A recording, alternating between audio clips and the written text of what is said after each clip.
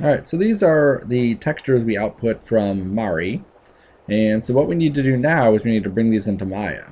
Now we're going to be doing this a little bit differently than you would typically bring in a single file, just because of how we laid out the UVs. If we were to bring in a file right now, we would either have to go through and assign one material to this one material to that one material to this one material to this one, and so on, all the way down to this, causing us to have 25 materials. And some of these would actually be pretty similar in attributes. So if I changed one, I'd have to change, let's say, half of them. So what I want to do is manage this in a smart way. All right. So what we're going to do is I'm just going to minimize my texture editor for now. And I'm going to go to the attribute editor for this material.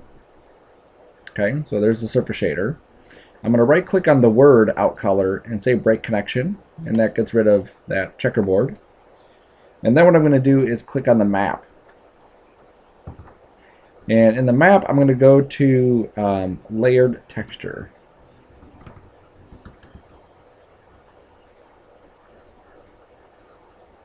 Okay, so in a layered texture, this is going to be where we're going to bring in all of those individual files. Okay, I don't want to bring them all in at once. It'll just make things confusing. So the first thing we're going to do is bring in our first image. So let's click on the color. Here's the color. And then we're going to go to File. And we'll bring in our first image. Okay, so at this point, I'm going to take all of these, copy them. And I'm going to go to my instructional folder, source images,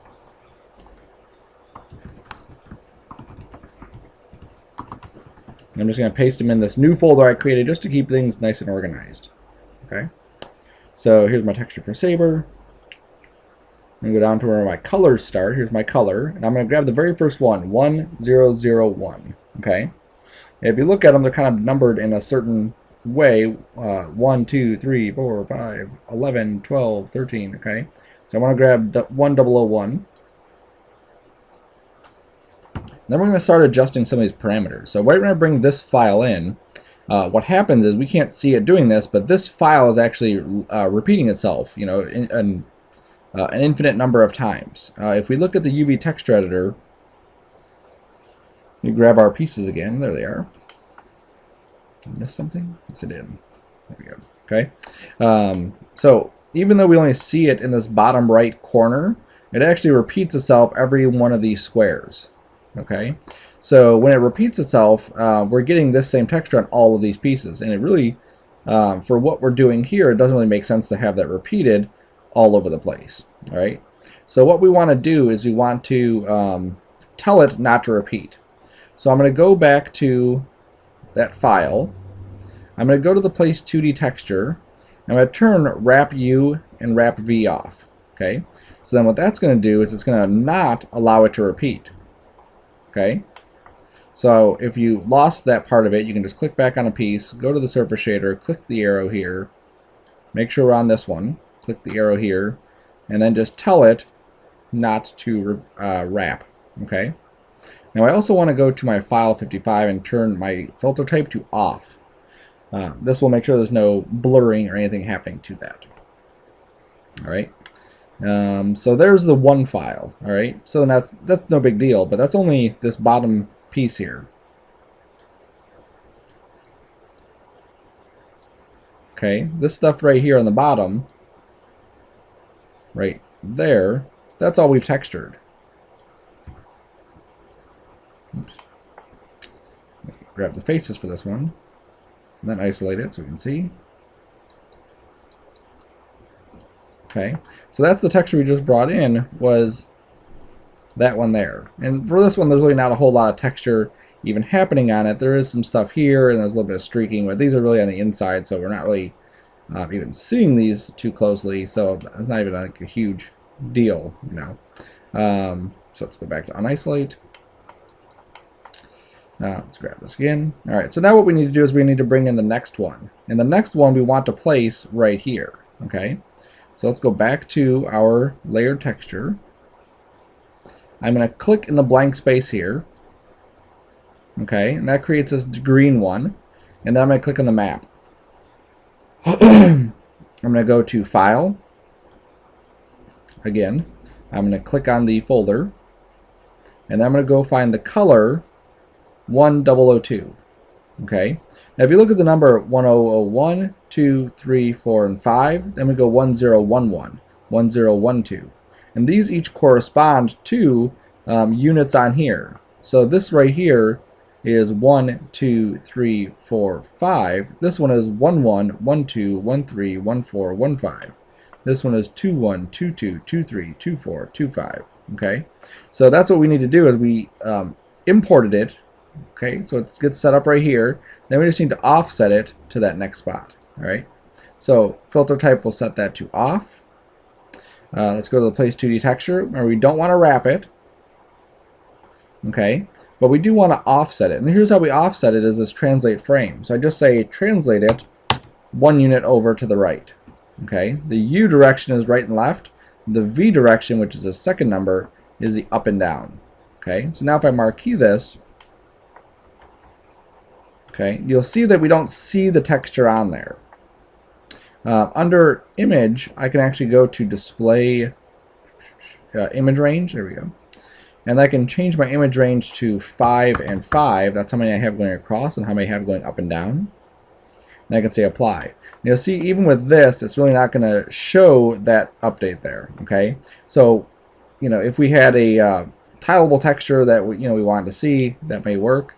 But for what we're doing, that's not going to work. Okay.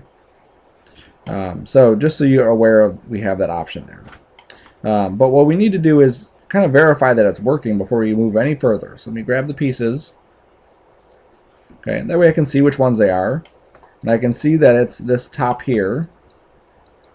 And I see that there's still nothing coming through. And that one should be a pretty definable texture in what we painted. Okay, so if I go back to my place or my layer texture, here's file 55 and here's file 56. Right now there's no difference in these two images. If I were to get rid of file 56, which I didn't mean to do,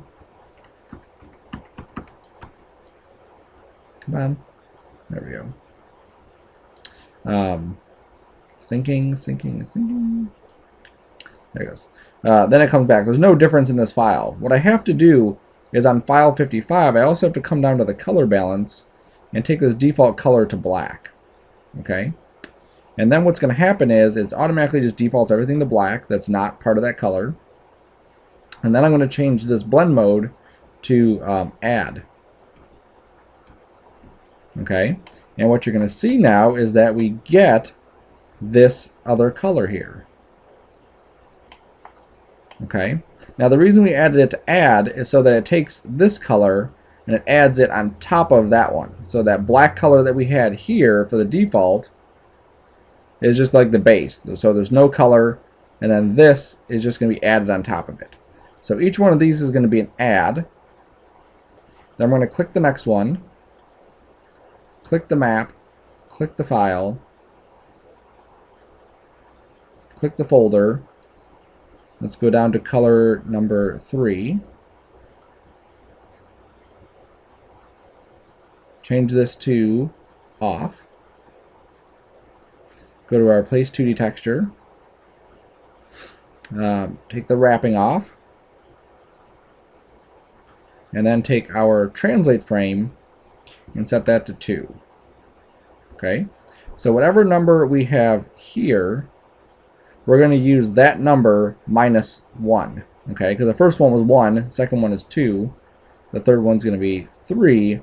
But as far as how much we offset it, we're only offsetting it 2 units. Okay, so now let's go back again.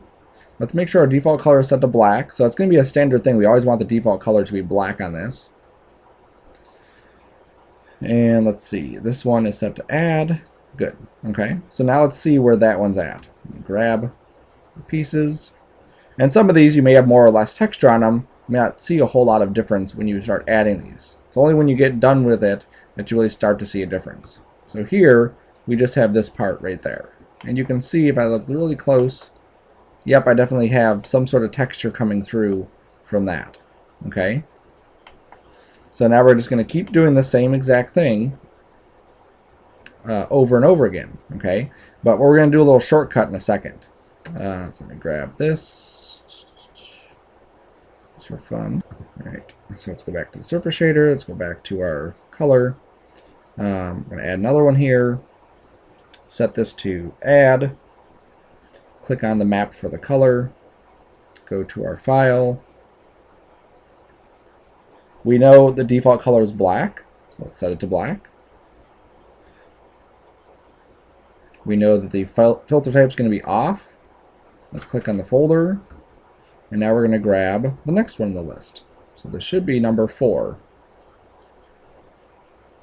Okay, if you lose track, just figure it out. Go back to the last one and then see. Okay, so that's 4. So let's go back to here. Let's take the wrapping off. And then let's take our translate frame up to 3.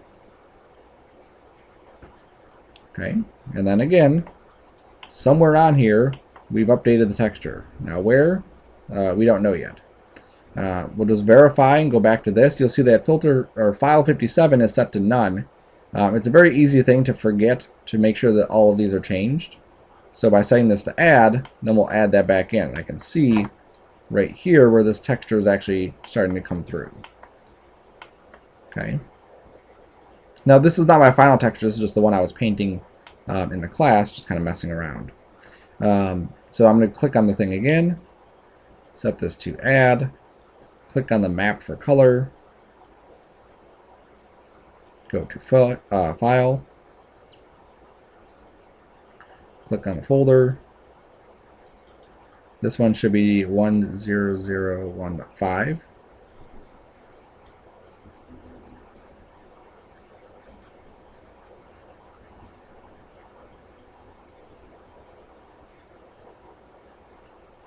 Okay, we'll set this to off. We'll set our default color to black.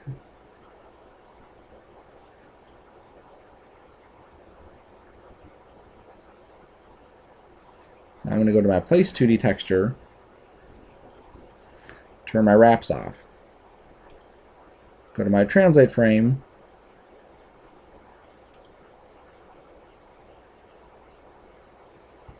and set that to 4.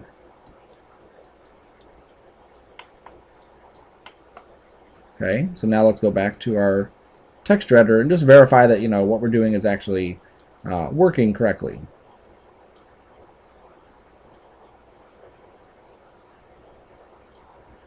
Okay, so this was the last one we just textured right there. Okay, which is that piece, and you can see that we definitely do have a texture on that piece, and that should be the texture that we had inside of Mari. Now let me just verify.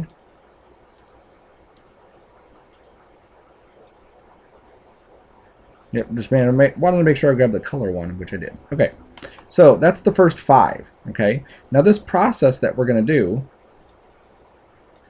as you can imagine, is going to be cycled for every single one of these rows. Well, there's nothing saying that once we've set it up on the first row, we couldn't duplicate all those files and then have it set up for the second row, the third row, the fourth row, and the fifth row, and so on. Okay, so I'm going to go to my hypershade. I'm also going to turn off my texture. I'm just going to get 5. I'll check it at the end because it's not going to be a huge deal to test it out once we're done. Now that I know that this works, that what I have set up here is working, then I can just go through and do the other 5 rows. So I'm going to grab my surface shader, which is right here, and I'm going to graph it out. So I click this double arrow right here.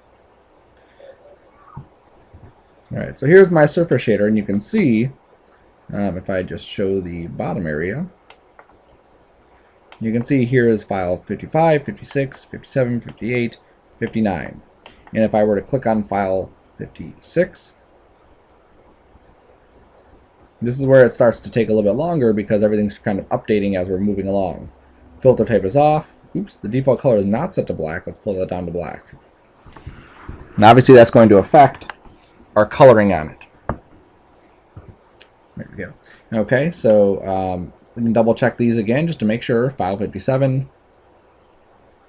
Wait for it to load up over here. Default color is black. Filter type is off. File 58.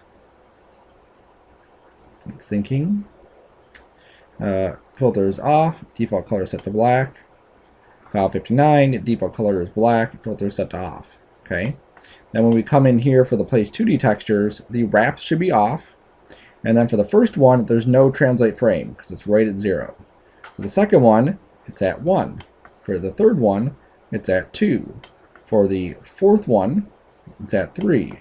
For the fifth one, it's at 4. Okay? So what I want to do now is I want to take that whole setup, all 5 of these, I'm just going to marquee them, so they're all highlighted in yellow. And I'm going to go to Edit, Duplicate, Shading Network.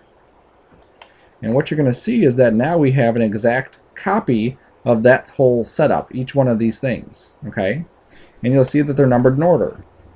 So what I want to do is put these in order. Okay, so here's 59, so obviously I want to go with 60 next.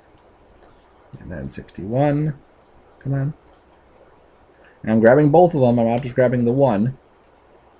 Let me just go like this, and like that. And then I can just marquee all of these and scoot it up. Okay? So then what I'm going to do is I'm going to go into each one of these files. I'm going to do it separately before I connect it in. So I'm going to click on file 60. And I know that file 60, its name is going to be this, 1011. Because remember I said that the next one up, okay, when we brought our textures in, this one is 01, this one is 11. So that's the file that I want to bring in, is 11. This one is going to be 12. This one is going to be 13.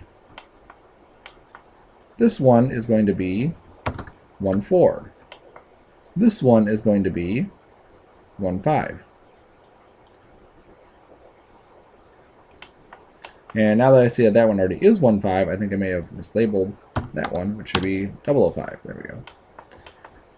Okay, so now this is 11, 12, 13, 14, and 15. Okay, so that gives me the right file loaded here.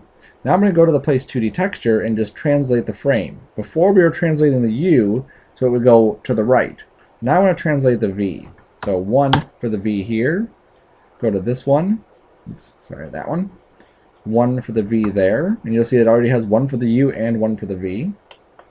Go to this one. 1. Go to this one. 1. Go to this one. And 1. Okay. So now I'm just going to connect these in. So I'm going to click on my place or my layer texture, and I'm going to grab file 60 and just middle drag it right into this box. And you'll see that it just drops right in right there. Go to file 61, drop it in. Go to file 62, drop it in. Now I could drag all these at the same time. I like to have them in order, and sometimes it doesn't put them in the right order when we just marquee several and put them in there. Okay, so that drops them all in, connects them. Then I just need to make sure that they're all set to add.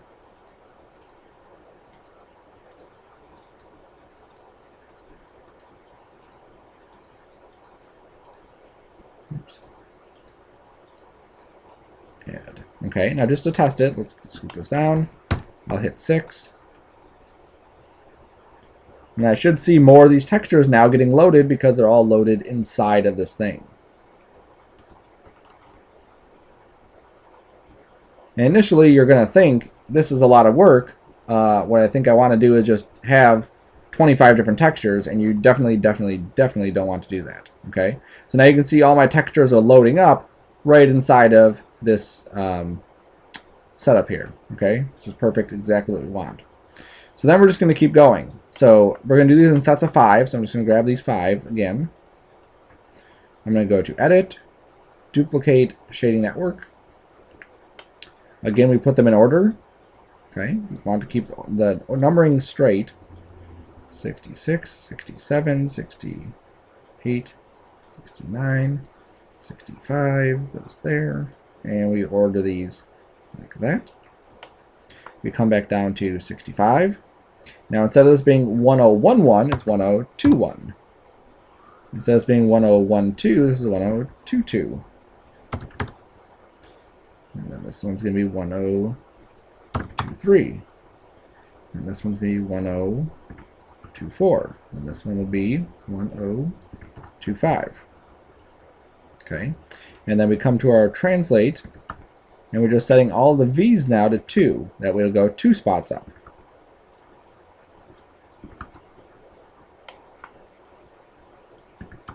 Okay, there we go.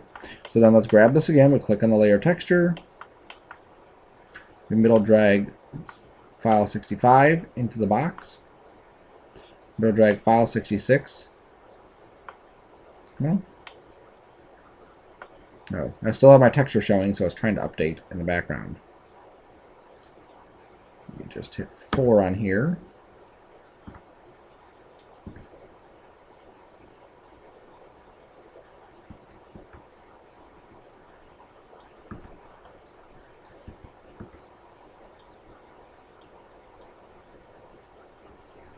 Alright, so let's go file 66, file 67, file 68, file 69. Okay, and then again, go through and just make sure that all of these are set to add.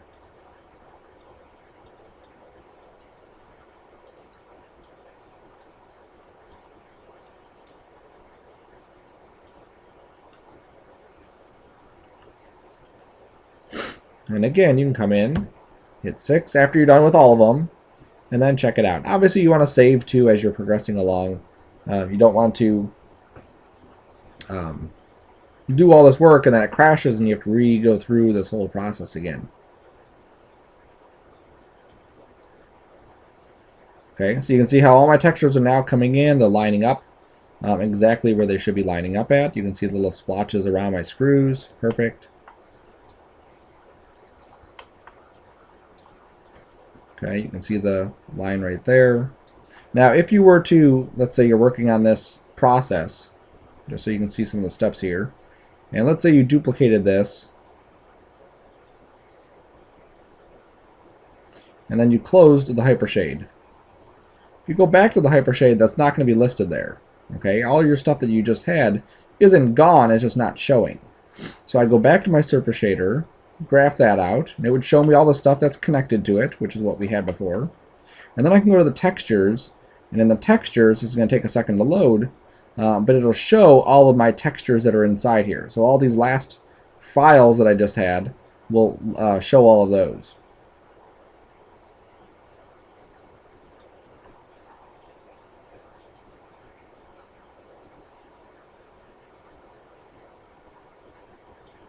Okay, so I can go in here and say, well, where did I leave off?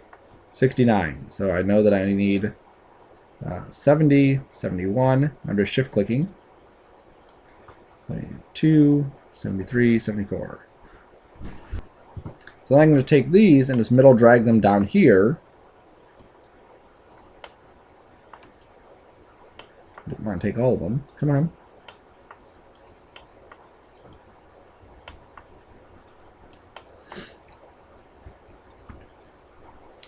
My Maya is acting weird right now. It's not working with any of my hotkeys or anything, so it's just acting funny. So obviously I could just reboot that. Well, there it is.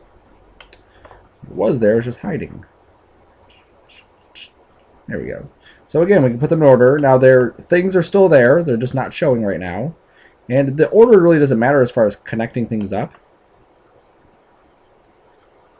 You can connect the things into the layered shader and then do all that other stuff.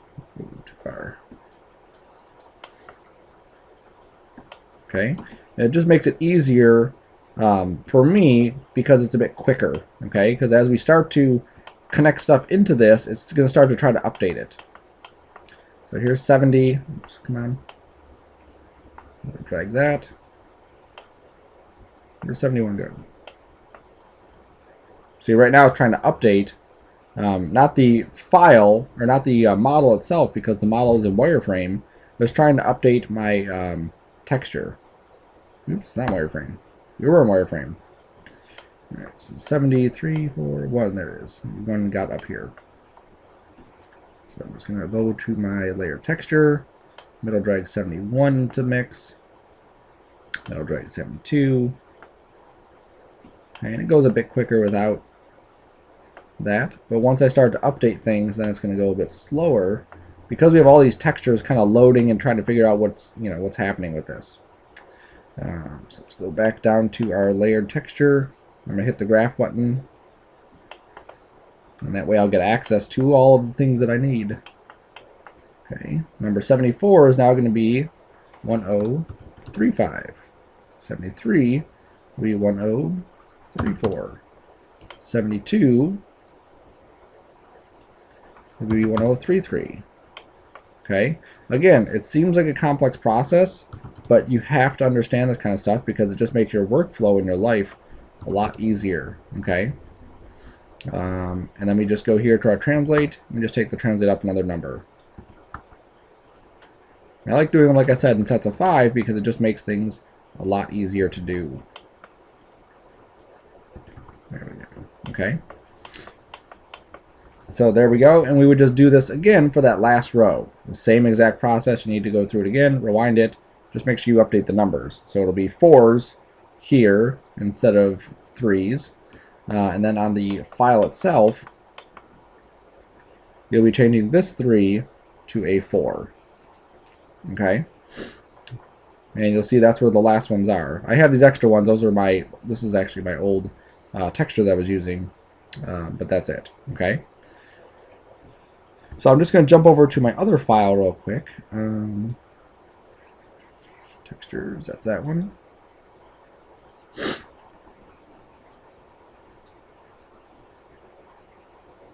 And I'm going to go to the Hypershade.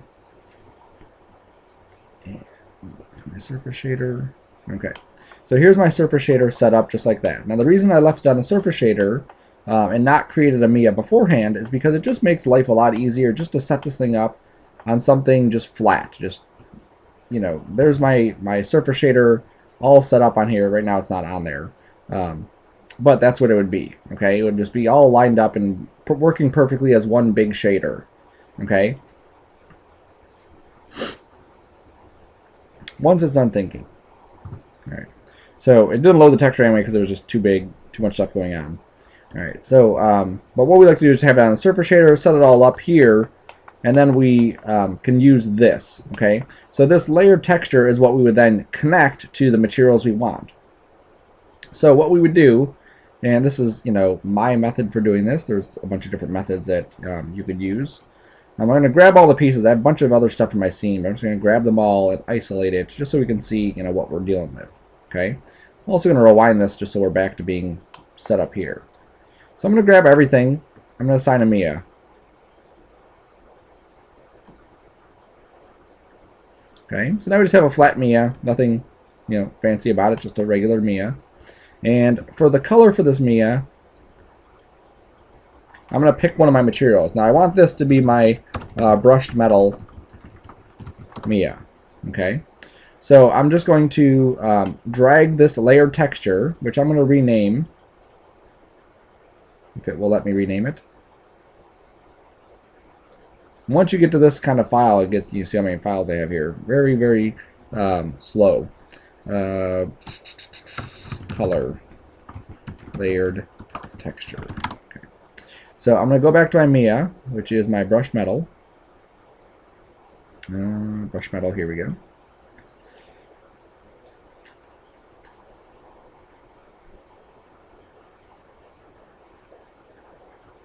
Okay, and I'm going to come over here to my presets, and I'm going to choose from this list the satin metal. Okay, it's a good preset to start with because it's already kind of gets me, as far as the look of the highlight and all this other stuff, it kind of gets me almost there. Then I'm going to drag with the middle mouse button this color right onto my color swatch. Okay, so what that does is now my color is being read from there. All right, so let me see if this is going to load. I'll hit 6, and we'll see if we have enough texture memory for this thing to even load the textures for it. Still thinking. All right, we'll give it another minute and see. All right, so now it did load.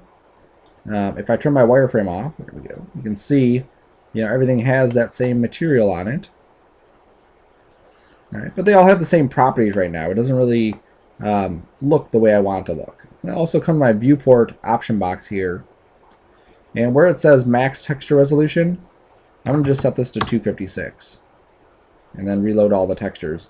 And what this is going to do is just downsample my textures so that it'll actually go maybe a little bit quicker. Okay, so it's going to take a second for this to work, but at least it'll be a little bit quicker switching in and out of my texture stuff. Now it won't show nice pretty textures in here, it'll just give me a general gist of the coloring on it, and I'll leave my rendering to when I can actually look at this and see whether or not stuff is looking good. So there it is. You know, it looks okay. You can see how pixelated it is. All right. So there's one. This Mia right here, brushed metal. What I'm going to do is I'm going to adjust some of the settings. I'm going to take my weight up a bit because it knocks it down when it does the brush material. I'm also going to take my reflectivity down. I want this to be kind of like a dirty material, so I don't want it to be, you know, crazy reflective. Okay. I'm also going to take my color and just drop this onto my color for reflectivity.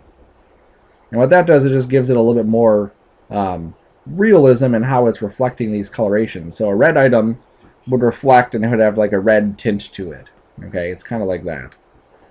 All right, so again, it's going to think while it's working, and then we can scroll down. Again, it's trying to update inside the viewport and update inside of here. All right, so I'm also going to take my glossy samples down to 1. And I'm going to go down to my anisotropy, and that's what's giving it this brushed look. And I'm just going to adjust this anisotropy here. So maybe 0.2.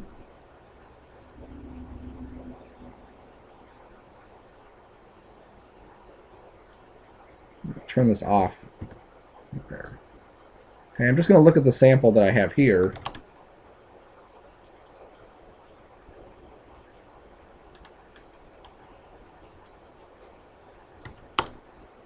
Now if I go to 1, what should happen is this thing is now going to be back to being a ball.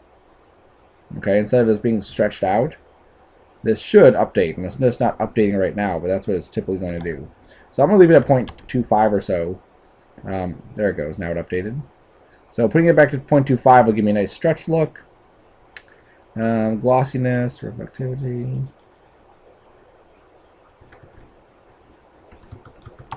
All right, I'm going to take that up to 0.6 for my glossiness. Okay. All right, so that looks pretty good for now. Again, we can adjust the stuff as we go further on. Now, it's not going to look very realistic because we don't have any bump to it. Remember, we added like the rust and some of those like spots. So we need to add a bump to it.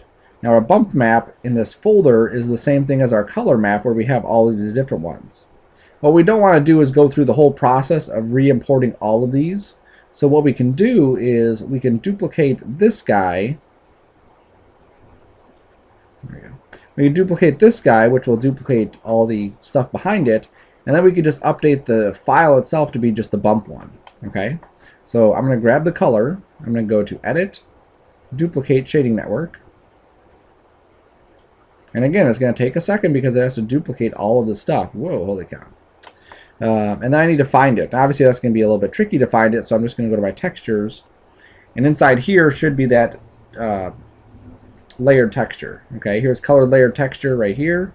And then here's color layered texture 1. That's my duplicate. Okay, so I can just graph that out and just work on just this one thing here and then go back to where I need it to be. I'm going to go down to file 55, which is down here. Okay. And instead of this being color dot,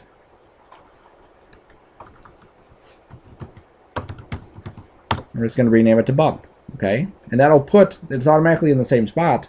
It'll just adjust it. So now it's going to be the bump dot flattened. Let me verify I have the right name. Bump dot flattened 1001.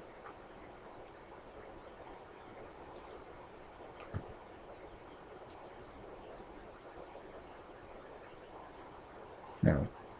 In my other one, I called it scuff. That's why it doesn't like it. I'm going to call it scuff. Okay, so I can just go into each one of these files.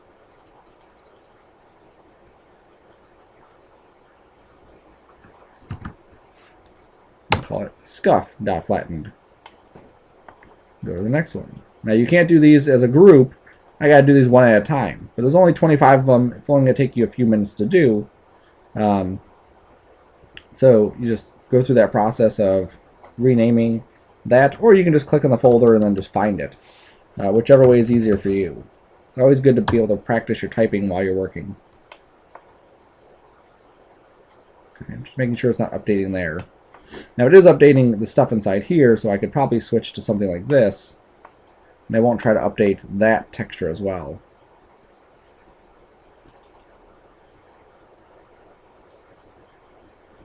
Okay, make sure it's the same exact name, scuff.flattened. Okay, so I'm going to go through this whole process of just renaming each one of these things. And by the time I'm done, I will have, if I have it in here somewhere,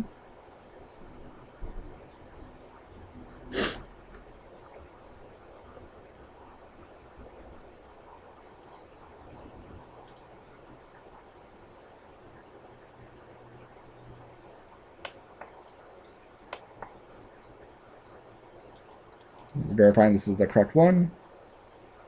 Yep, there's my other one. Okay, now I have a new one. Let's call that, and I'm just going to call this bump layered texture.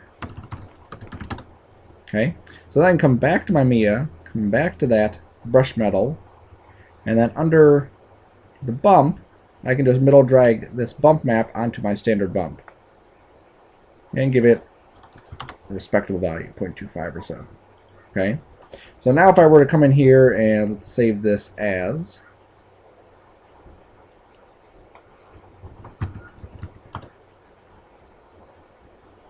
and I hit 6, what we should see is that we have our coloring, we have some reflection properties, and we have a bump.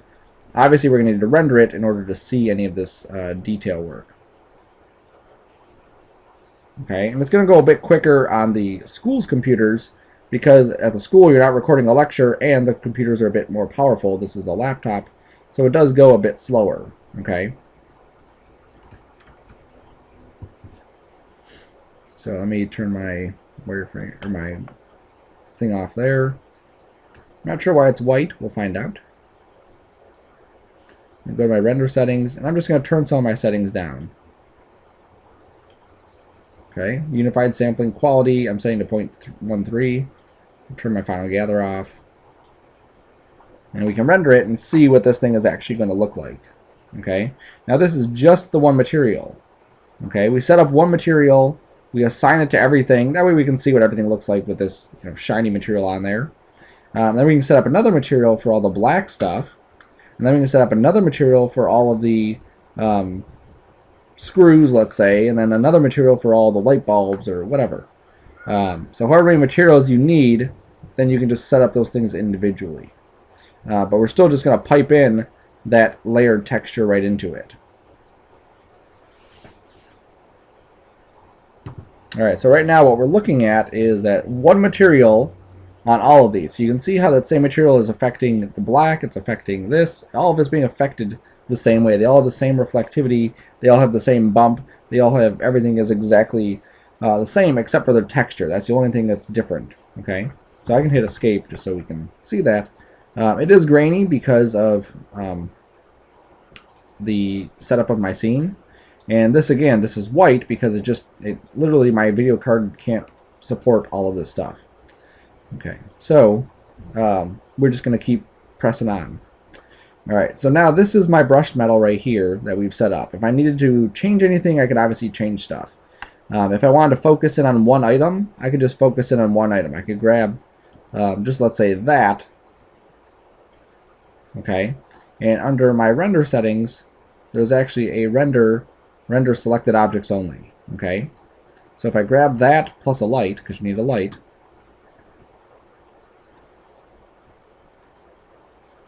and then I hit render, it'll only render those two objects, which should make it. So it took a little bit over a minute to render that out, but we get a better idea of what, for a minute, how long it's gonna, what it's gonna look like for that one piece.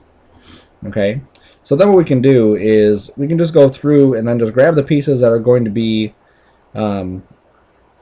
the black. All right, so let me just go into my viewer here, preview this. There we go. So you can see I have like this piece is black, this piece is black, this piece is black here, the stuff back there. So that's what I'm going to do. I'm just going to grab a couple of these, this. Even if I'm grabbing faces, I can still grab faces, and that's cool too. As long as I grab the pieces that I want to end up being black, because I'm assuming that black is a different material. It's not just a different color, it's actually like a different material. It's a, you know, the brush metal is this, and then the other one might be like some carbon type material. Alright, that's good for that. I'm going to put these. I'm going to take these bars and also add these to the black.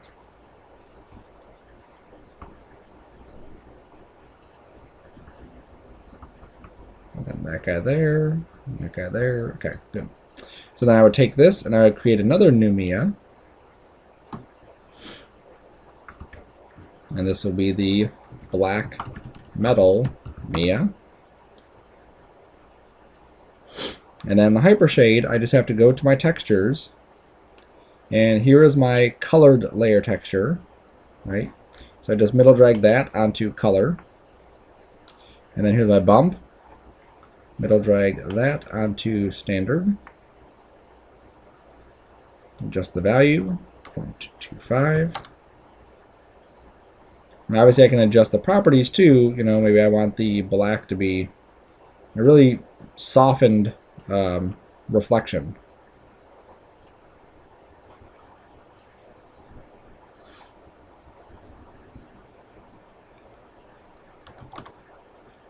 Okay, take the glossy samples down to 1. I could also try taking the bump and putting the bump right onto the color for reflection too. And again, you get different results. That, you know, sometimes you get really cool looks to these things because of where the bumps are, where the reflections are, and a lot of it's experimentation, just kind of playing around with it. Okay, so again, I'm going to render out another couple pieces here. So I'll render out some of the black pieces.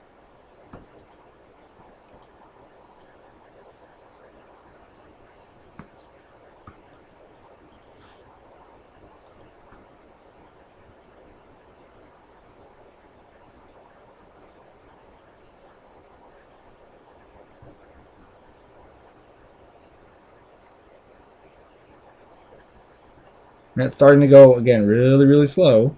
I'll turn off that selected objects. I could also go to test resolution and knock this down, so 25%.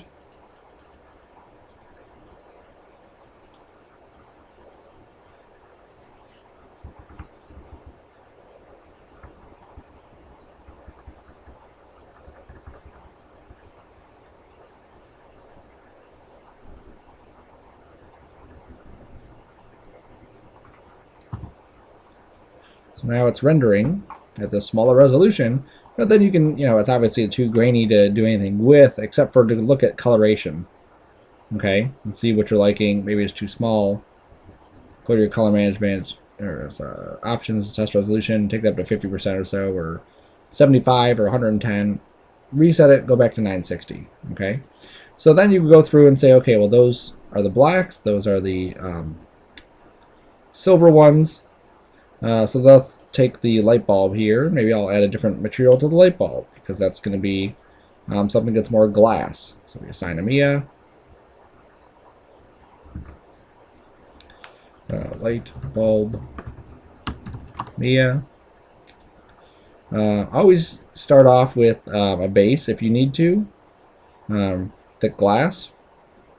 And then by using that file node in there,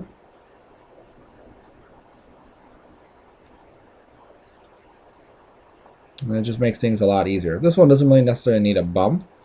Color, we go on to color. You'll see in this one when we use glass that there's actually no weighting and roughness to the color itself. So we're not going to see a huge effect here. But under refraction, advanced refraction, we have, sorry, refraction itself, here we go. We have this coloration here that we can pipe into. So drop that onto refraction. And now we would get some sort of coloring happening there. I could also pull up some of these weights. because I don't want it to be perfectly transparent. But I could pull the weight up to, let's say, 0.5, and a little bit rough because it's kind of, you know, scuffed up and dirty. Maybe take the roughness up to 0.2, and then maybe pull the glossiness down just a touch. Okay, so then we could just test that out as well.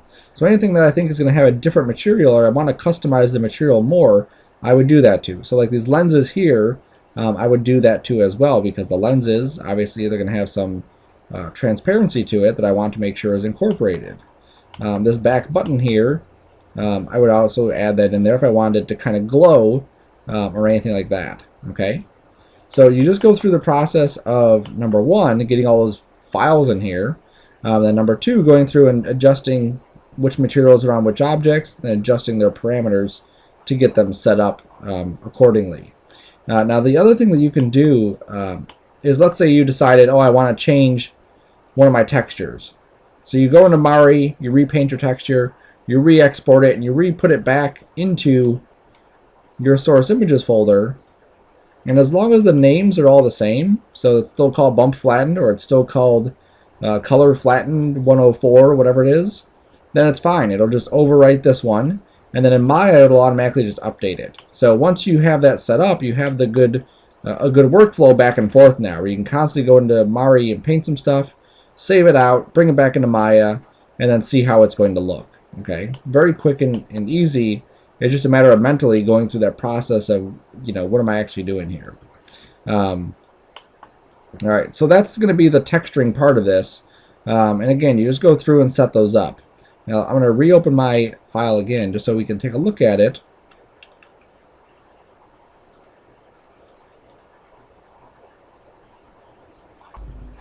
All right, so on mine, for these lights here, stuff that I know that I want to add a glow to later, I did add a light surface to that additional color. So right here on my beam glass, I added a Mia light surface, and then to the color, I mapped in that file texture. Okay, just so you can see where, you know, mine was set to. And the same thing for the light bulb. Once it loads, we should have an additional color on this as well, where I've also mapped that in there. Now for this, I actually just gave it a color. I didn't even do anything fancy with it. Just gave it a coloration here, and then let the file be hooked into this bump texture that I put in the light bulb, and then this reflectivity color and diffuse color. Okay, so those were just some adjustments there too, just to kind of get those to look like this. All right, so I have this neat blue right there that I could adjust and tweak and whatever else. Okay, so each one of these is just a separate texture. So all the brush metals are one material, all the black stuff is one material, this lens is one material, this green is one material, this blue is one material, the cabling coming out of there is one material, all three of those cables.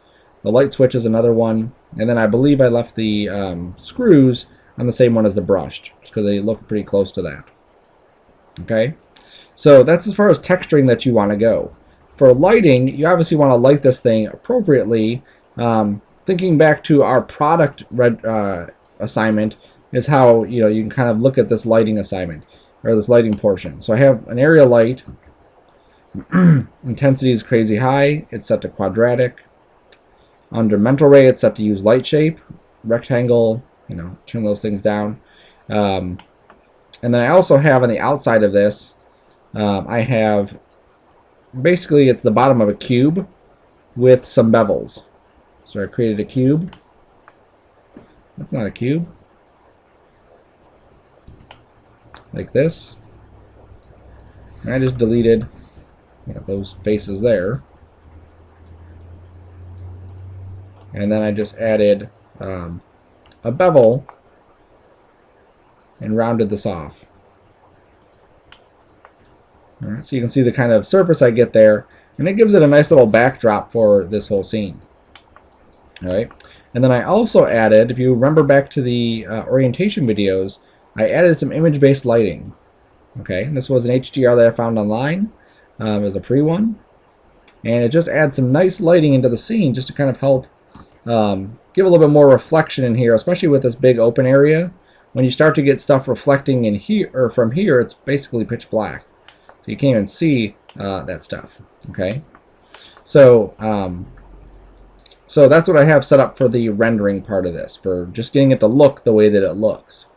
Now for the assignment, your turn-in, part 1, several stills showing the different phases of it. Okay, so just like we've done before, having several different stills of these things kind of pulled apart. So obviously I can do one still of it like this, move the parts away and have another still of the things kind of flying out, another still of them completely apart. Okay, so there's 3 different stills that I could take of this, showing the different stages of this thing kind of being taken apart.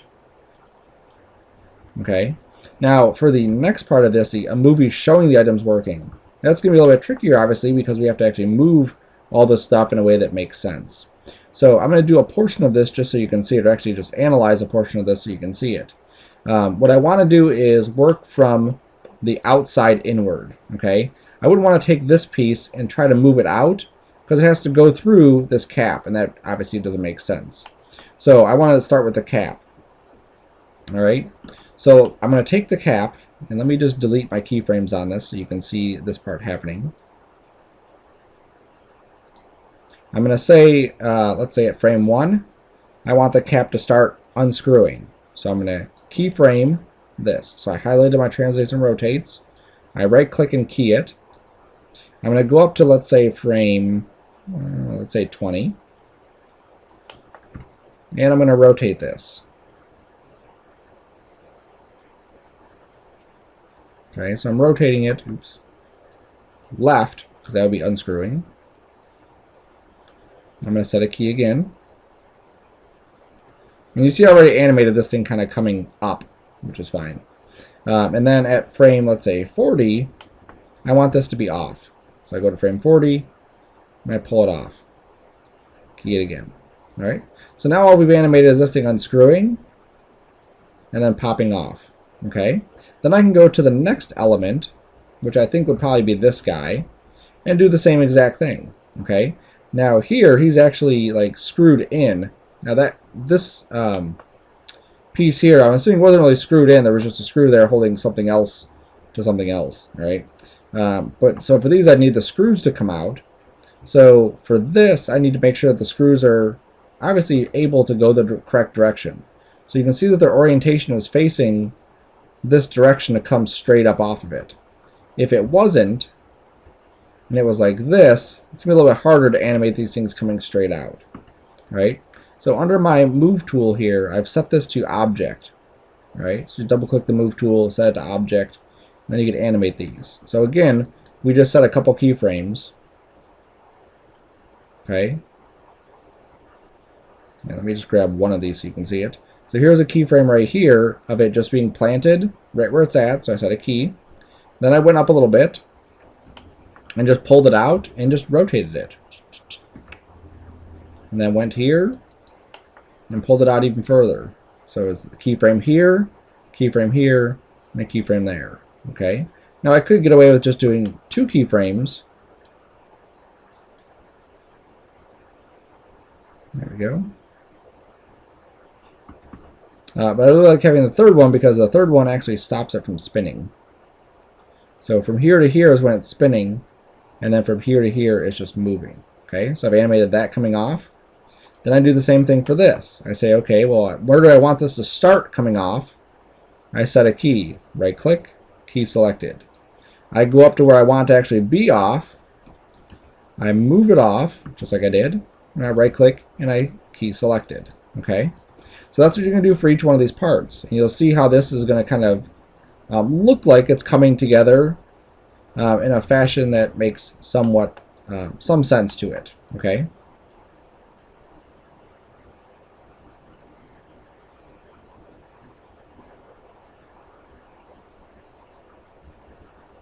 All right. So that's what you would have at the end of this. Okay, is that little animation of all these parts coming in and going out. Now I do have some of these things parented to other things.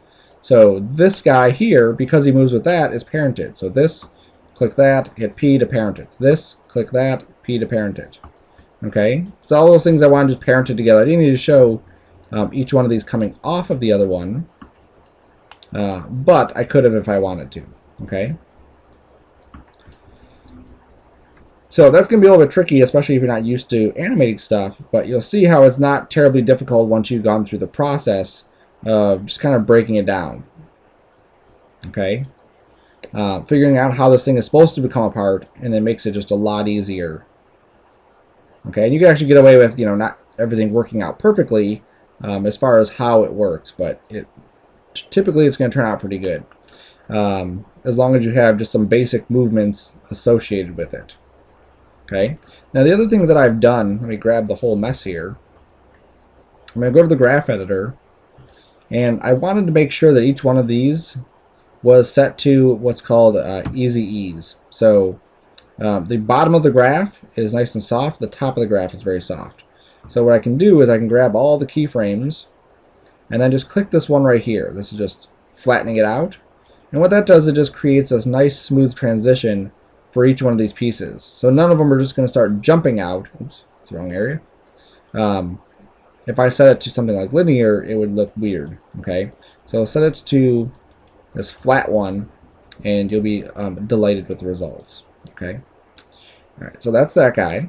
Now let's go to the camera itself. So I made a new camera. I set up my focal length. Okay, and for this I want to be a bit back because I don't want to zoom in and out. That's one of the things I wanted to make sure I didn't do, is constantly zooming in and out. So I want to go to where it's like the craziest right here and make sure that's framed nice. So I'll click on my ball. I'll make sure it's framed good. There we go, it's good. Say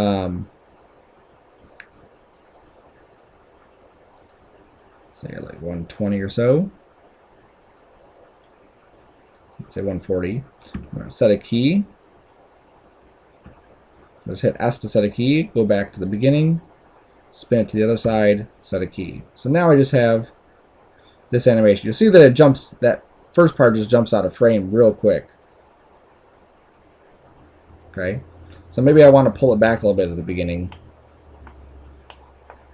and set my key again.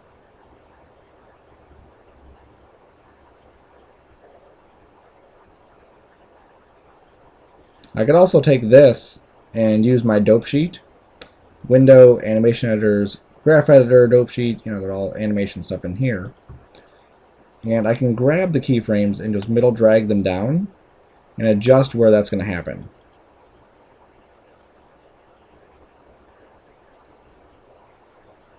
There we go. All right. So now we have this thing animated with a camera. It looks nice and neat.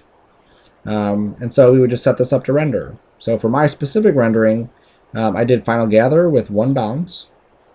My quality was set to 2. Under the common, I rendered my instructional lightsaber as an OpenEXR, an RLE, 1 through 180. Perspective 1 was my camera I used to render. And under passes, I rendered out the AO. So just like we've set up AO before, we'd set up AO again. I also have a depth pass, and I also have an incandescence pass so I can get the light bulbs in here too. I also have these custom color and custom lens materials as well. And the way that these guys are set up is we go into our add render passes, and under custom color, I'm just going to click that. Okay, and I'll just give this a name. So let's just call this metal. Sure. And then you'll see that I'm going to associate it with it. So there it is. Now it's not going to do anything right now because it doesn't know exactly what to do. We have to connect it to something. So in the hypershade, I'm going to add what's called a write to color buffer right here. And this is my brushed metal right there. So I'm going to drag, oops, come on, my brushed metal onto the write to color buffer and then say other. And what I want to do is say result is going to go to the evaluation pass-through.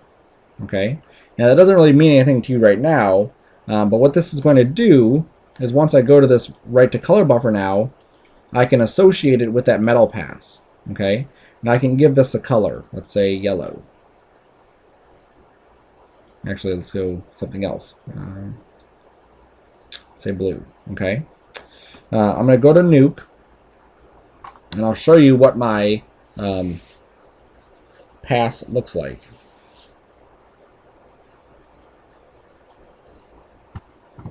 Alright, so here is my lens pass. You can see how my lens pass is just that. It's just the lens. Over here, this is my bulb pass. So it's just the bulb. So I end up with these really cool masks that I could use for isolating specific elements. So I want to change the color of the light bulb. I can change the color of the light bulb. I want to change the color of the lens. I can change the color of the lens. Okay. You'll see that this is kind of just a big of a mess inside here, and how this thing is just stuff is constantly crossing over each other in order to get where we need them to get. Okay, these guys are actually not even used, so I don't know why that's even there. But it will get a little bit more confusing as you start to play with stuff. All right, so let's go through back to Maya. This thing here, this one. Oops, back to the hypershade. And my utilities, right to color buffers are right here. So you see this one's blue, and then this one is also blue, and then this one is red. Okay, I typically like to pick colors that are solid red, greens, or blue. Okay, so I would use the red for one, the green for one, and the blue for another, because when I come into Nuke, what I can do is, here's this red, I can just take that and copy the red, okay, or copy the alpha channel from this one into that lens shape, okay, which I'll show in a second how to do.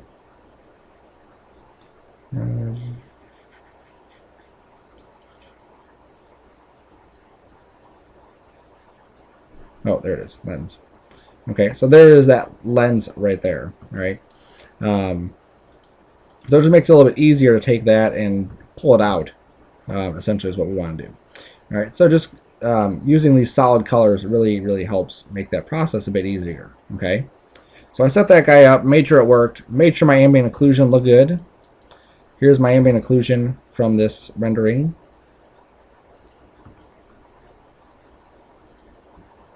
Okay, really strong at the beginning, obviously a little bit lighter at the end because we've actually separated the pieces and a bit further away. Okay, my depth. That looks good too. Let's go look at the depth.